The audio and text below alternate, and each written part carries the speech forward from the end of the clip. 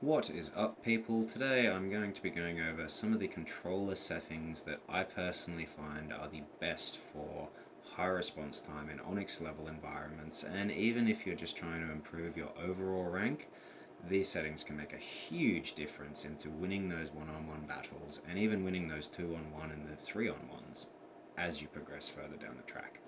Now, I know a lot of people have different opinions on settings, so these are completely personal, and if you don't find they work for you, switch back to your old ones. But for me, these have worked incredibly well in many high-level environments where I feel like if I didn't have these settings equipped, I probably would have actually lost particular gunfights, especially two-on-ones. So, without further ado, let's get into it. First up, we have invert. Now, I personally don't use invert, so that I'm just going to breeze straight over. Hold to crouch. This one is incredibly important. If you are flag dropping or if you are just trying to win an overall crouch battle against an enemy, this can make a massive difference. I know a lot of people like to have it on so that they can have the super fast toggle option, but I feel like having full control makes a world of difference. Same with the zoom and same with the sprint. It makes a huge difference having these off because it really puts the control practically in your hands as a gamer, rather than having small things that just you don't really need to have them on. But once again, that is a personal opinion. Auto clamber. I personally think everyone should have auto clamber off. It's not really a helpful feature in Halo. If anything, it actually slows you down and will be the leading cause of why you're dying. Whenever you're trying to mantle an area or get over a ledge or jump up to a staircase, anything like that, it's just terrible. I really don't like it. Step jump. Step jump is really important. So when you're jumping up to a ledge and you're finding you're jumping a bit too high and you're exposing your body and your upper head to shots that can therefore lead to getting cracked or even finished, you really want to think about potentially changing these settings up. I personally find these ones work really well for me. I am continuously moving around the map, I'm continuously jumping up onto small ledges and back off, and this just helps limit my exposure to incoming fire. It really makes a world of difference. Sensitivity. Sensitivity is probably one of the most widely debated things in Halo. I personally find 3 for acceleration, 8.5 and 8.5 work really well. Now, prior to these settings, I was having a lot of issues with just overcompensating to the left and the right in my strafing battles. I was occasionally missing some of my grouping shots. I was just generally not feeling like I was at the peak of the accuracy that I could be at for my level. And I've played around with these for about 3 months or 2 months now, maybe about 2 to 3 months. And these are the final ones that I've come to really just like. They work well in every scenario. If I'm getting attacked from behind, I can flick. If I'm in a strafe battle, it doesn't feel like I'm over adjusting from the left to the right. It just feels clean overall. Zoom sensitivity, I've left at default, and I don't personally think you really need to change it. Default works incredibly well, it's incredibly accurate, and as long as you don't have any drift or any problems like that with your controller, which we'll go into later, these work really well. Dead zones. Dead zones and max input threshold are hugely important, and these once again come down to everyone as a player, but more importantly, they come down to your actual controller. If you have a controller that is getting a bit older in years or it's in a lot of competitive action, you're actually going to slowly start to notice input drift and just general problems with your aiming and your movement. Hence why I've got mine on 4.0, 4.0, 1.5 and 2.0, because my controller just has, it's been loved, let's put it that way. Input threshold though is not as based on that as dead zones. Input threshold is more or less, as it says in the settings, how far it has to move from the edge before the maximum input registers. That to me is hugely important. I want instant response. If I'm in a fight and I don't have instant response, I'm probably going to lose, especially if I feel like I'm performing faster than my actual controller.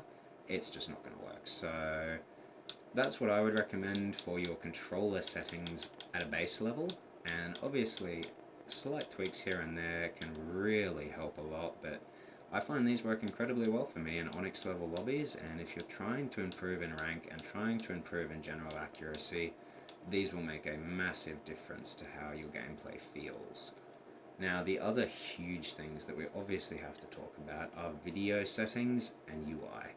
Field of view, I know, is hotly debated. 120 gives you more spatial awareness and therefore you can see more of the map. Now, I feel like at this level, I'm pretty spatially aware of what's happening around me, either from team callouts or from my own knowledge of spawn locations and whatnot.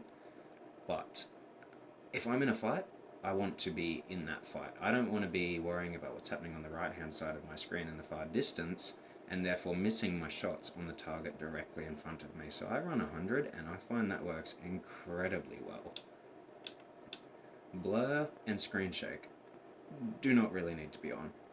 That's just the bottom line. They don't really need to be on. They're distracting. They just hamper the overall experience of competitive Halo. I know a lot of Onyx players that run on 0 exposure and 0 full screen effects. I personally like to have a tiny bit of knowledge of when I'm cracked and when certain things are happening around me, but once again, that one is incredibly personal and won't really make a difference on your overall rank. Speed lines should definitely be off. Distracting, they get in the way, generally unhelpful, and I mean, you know you're sprinting, right? You don't need to see graphics that show you you're sprinting because you're sprinting. Sharpening, really important, especially if you've messed with your UI settings. Sharpening can be hugely important just for the overall clarity of enemies that you're fighting. I personally find 75 works really well for me, and I haven't had much reason to change that since launch. I think that's one of the only settings I have left practically the same since launch, and a lot of these have been messed with countless times, especially the controller settings. UI, this one is huge. If you haven't messed with your UI yet, it is pretty important to the first half of it, not as important, I'm not gonna lie. Pretty basic stuff happening in there. I have network statistics on because I want to know at the start of a game if I'm battling lag.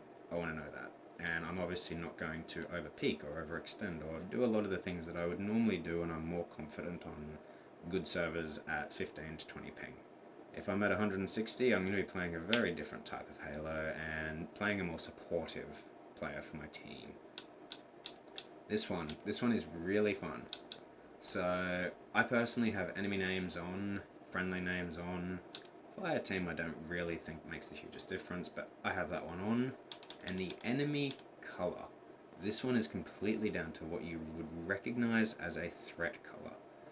I don't really see lime as a very threatening color, but I see it as a very alerting color. The second I see lime, I know, okay, that's a problem. It's right there. It's very clear on almost every map. The only competitive map that it was not clear on was Behemoth when they're hiding in the bushes and whatnot, but now that that's taken out of the competitive search pools, don't have to mess with it. I find lime works incredibly well. I know a lot of people also really, really like pineapple, and a lot of people love Cersei, or Cerise, or however you... Cerise? Yeah, Cerise. Let's go Cerise. I know a lot of people love Cerise. My partner uses cotton candy, which I don't know how, but she somehow manages to pull it off really well. But a lot of the people I know from Onyx level games, they either use cerise, lime, or pineapple. Now these are just basic opinion-based things, but I find it makes a huge difference to your threat recognition and just how you pick up on even just the smallest amount of enemy detail. One of the most important things in the entire UI area is actually your weapon offsets. Weapon offsets are crucial. If you're finding that you're not seeing people directly below you to your right, it's probably because you haven't messed with your offsets properly enough to get your gun out of your field of vision. Now, I personally have these at the same for every setting. Realistically, you probably only need to change them for your rifle and your heavy. The pistol doesn't make the hugest difference as it's not the largest item, and neither does melee. But the rifle settings are hugely important. This is what I personally run it at, and I haven't had a problem with it yet. I really like it. I feel like it suits the way I play. I play very fast, very aggressive, and it just works really well for how I play Halo. Thanks for tuning in, people, and as always, have a good day, good vibes to all, peace, peace.